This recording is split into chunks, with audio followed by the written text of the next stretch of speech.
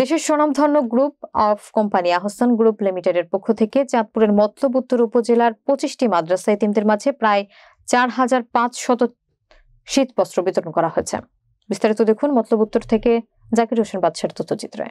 শুক্রবার সকালে লতরদি নিজ বাসভবন থেকে 25টি মাদ্রাসার শিক্ষকদের হাতে শীত বস্ত্র কম্বল তুলে দেন আহসান গ্রুপের মহাব্যবস্থাপনা পরিচালক ইঞ্জিনিয়ার কামরুল আহসান সিআইপি। এ সময় প্রধান অতিথির বক্তব্যে কামরুল আহসান সিআইপি বলেন, সারা দেশে এখন খুবই শীত চলছে। তাছাড়া গ্রাম এলাকায় শীত শুরু হয়ে গেছে। বিশেষ করে মতলব উত্তরের মাদ্রাসাগুলোতে অনেক এতিম বাচ্চারা পড়াশোনা করেন, শীতে অনেক কষ্ট করেন।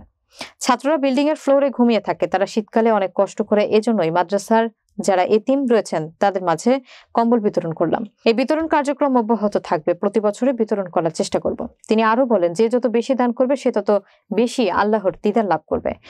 তাই যতটুকু পারছি মানুষের মাঝে উপহার দিচ্ছি। আমাদের পক্ষ থেকে প্রতি বছর দিয়ে থাকি। সবাই আল্লাহর নির্দেশ মেনে চলবো, তাহলেই সমাজে শান্তি প্রতিষ্ঠা হবে। তিনি আরো বলেন, এই তীব্র শীতে শীতার্তদের মাঝে শীত বস্ত্র বিতরণ একটি মহৎ কাজ। মানব সেবায় মহান বেতনীয় সমাজের অসহায় এবং শীতার্ত মানুষের পাশে দাঁড়ানো আমাদের সকলের নৈতিক ও সামাজিক দায়িত্ব। আমার এই শীত বস্ত্র বিতরণ চলমান থাকবে। এ সময় উপস্থিত ছিলেন বীর মুক্তিযোদ্ধা মাহমুদুল্লাহ সরকার, ব্যবসায়ী হুমায়ুন কবির, সাবেক মেম্বার গোলাম হোসেন জহির, হাফেজ মাওলানা আব্দুর রহিম, বিভিন্ন মাদ্রাসার শিক্ষকগণ এবং এলাকার গণ্যমান্য ব্যক্তিবর্গ।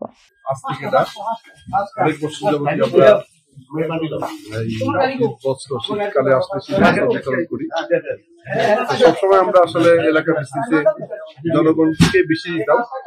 এইবার কেন যেন মনে হলো হঠাৎ করে আমার মাথায় আসলে এই এতিমখানাগুলো দিলে তো ওরা বেশি উপকৃত হয়। এরা গরিব মানুষ, এলাকার যারা পায় তারাও গরিব সবাই, কিন্তু এরা লেখাপড়া করে, হয়তো কারো শীতের একটা কাঁথা আছে বা শীত মানায় না, হয়তো চাদরে শুয়ে থাকে। কারণ আল্লাহর কোরআন শরীফে সূরাই আছে, সূরা মাউন, এতিমান মিসকিনের কথা বলা। ওই মেন উদ্দেশ্য থেকেই এবার যেটা মাথায় আসছে আমার, এবার মাদ্রাসায় এতিমখানা থেকে, মাদ্রাসা বলতে সবাই না, এতিম যারা এতিমখানা বা নিম্নাবণিক যারা থাকে তাদেরকে এবার আমরা বিশেষ করে দিলাম। প্রথমে এবার দিলাম, এটা চলবে প্রত্যেক বছর। যেমন এই বছর যারা পেল, পরের বছর হয়তো নতুন আসবে, ওরা পাবে, এরকম।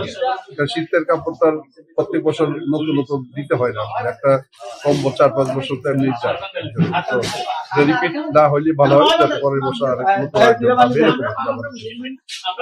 দেখি যতদিন আমরা আল্লাহ তৌফিক যে আমরা এটা চালু রাখবো আর কি, শীত বস্ত্র বিতরণ। টাকাটা সবাই তো অন্য জিনিস, টাকার অন্য কথা, বাট এটা আমরা সব ইনশাল্লাহ দিয়ে দেবো।